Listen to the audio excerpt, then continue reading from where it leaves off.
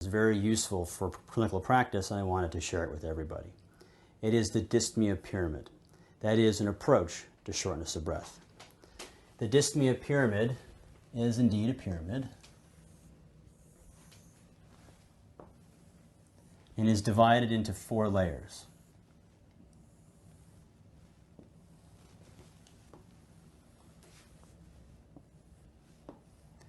For 4 different organ systems. The first layer is the lungs. The second layer is the heart. The third layer is the blood. And the fourth layer is acid base. It's a little needle.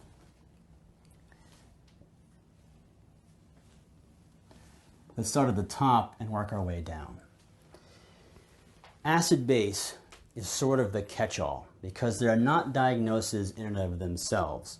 They are going to be symptoms of an underlying disease. And I'll tell you why it's done this way at the very end. Either it is a metabolic acidosis or a respiratory alkalosis.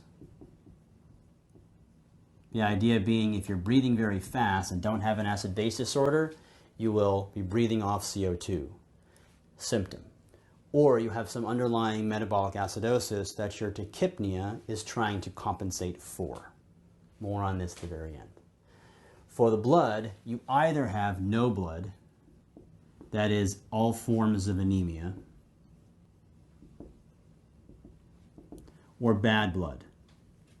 Blood that doesn't have the oxygen carrying capacity it is supposed to. That is either carboxy or methemoglobin.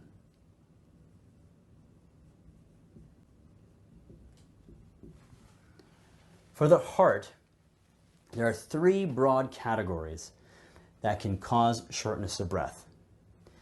It is MI, CHF, and arrhythmia.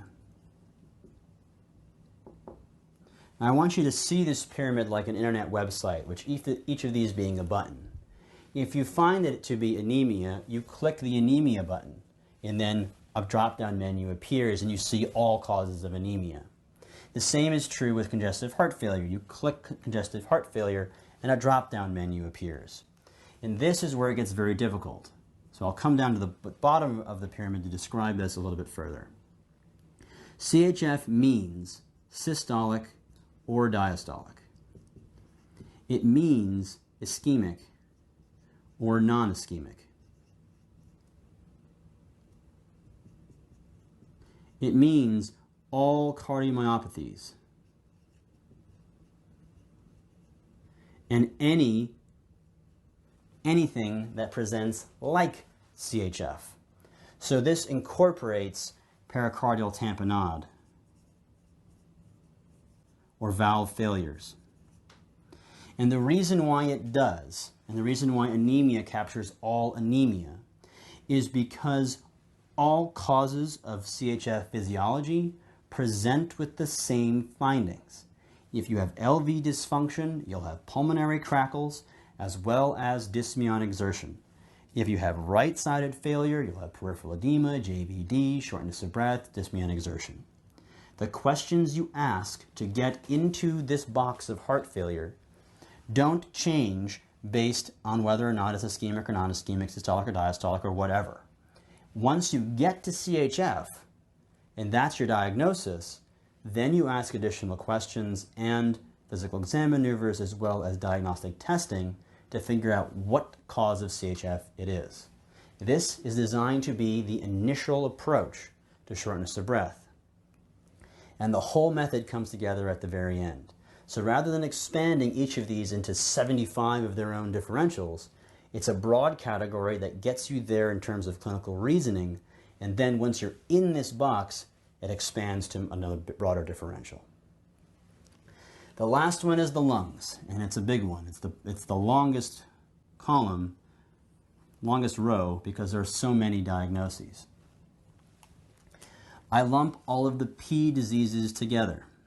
As you learned in the chest pain lecture, all the P diseases involve the pleura, and some of these diseases can cause shortness of breath and might be associated with a pleuritic chest pain.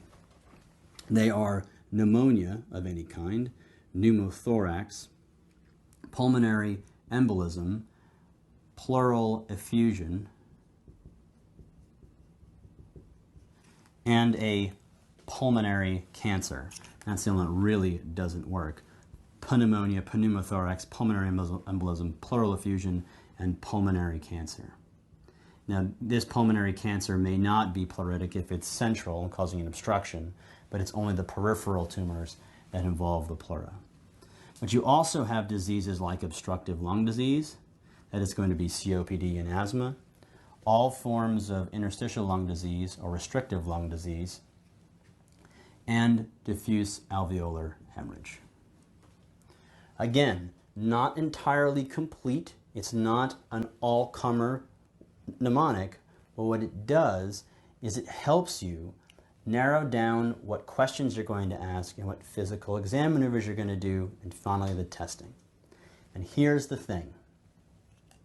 When you get an ABG, you get electrolytes, you get hemoglobin, and a pH status. An ABG knocks out this entire thing. If you get a chest x-ray, you can evaluate for evidence of congestive heart failure, as well as the presence of pneumonia, pneumothorax. You may find something on PE, but generally nothing shows up on a chest x-ray. You'll see pleural effusion, a cancer, or some evidence of these diseases. And if you get an EKG, you'll help diagnose a STEMI or an arrhythmia. The purpose of this is that you can use clinical reasoning to ask questions and do physical exams. But if you order an ABG, chest x-ray, and EKG, you essentially rule in or out every one of these diseases except the pulmonary embolism. And then you can use the Wells criteria to assist you in determining whether or not you need to do a CT scan or not. So this is an advanced organizer. You cannot look at it once and know it. It requires you to write it out over and over and over again. But if you understand its utility, it will help you in the middle of the night when you're called to a rapid response, and it's not an ACLS call, it's for shortness of breath. What do? When you get the call, you say, I'm on my way, please order chest x-ray, EKG, and an ABG, and when you arrive in 2.5 minutes, some of that will be done already for you to evaluate. So while you're talking to the patient and trying to find out what's going on using the oxygen delivery modes in the oxygen delivery lecture, you'll already have a way of thinking about that acute issue in the acute moment. This is the dyspnea pyramid.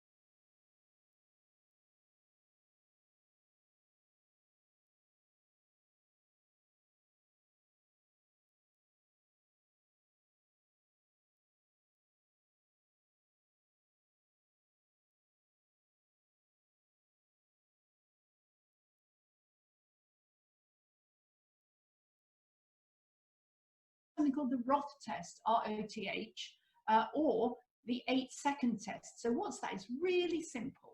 You get your patient to take a deep breath and then start at number 1 and count up to 30 or beyond in their native language, and time how long it takes for them to take their first breath. So 1, 2, 3, 4, 5, 6, 7, 8, 9, 10, 11. So you count the number of seconds. If the patient takes a breath after less than 8 seconds, they've got it's a 78% sensitivity of picking up hypoxia below 95% PaO2. If it takes them only 5 seconds to take that first breath, the sensitivity improves to 91%. So you're basically saying, set your watch and count 8 seconds. And if the patient's still talking, they're probably all right. Now, that is based on a single study in a single hospital. I think it was from Israel. So it isn't exactly a primary care situation. It wasn't done on the telephone. But we have found out that some of the paramedic services have been using what they call the 8-second test over the phone